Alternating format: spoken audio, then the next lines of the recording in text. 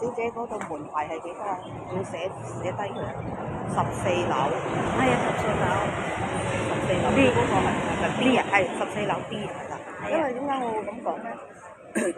一陣間會嗰個看更咧，有機會有時出嚟咧，未見過你，佢會問你㗎。你去邊個單位啊？你去邊一間屋企啊？哦你就要講14樓 B。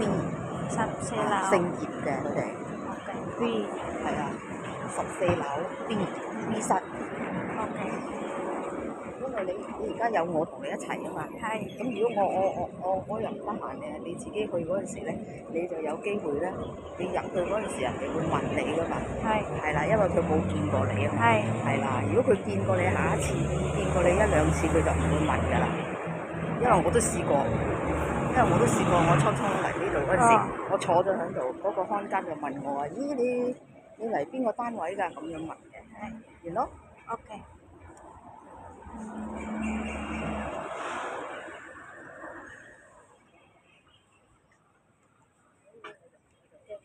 知道係邊個單位，你突然之間講唔到，唔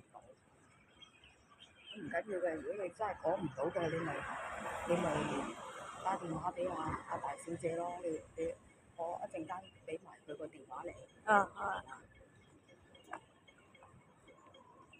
如果唔係咧，你又有咩事或者你上唔到去嘅，即係下低唔俾你上，咁你就要打電話。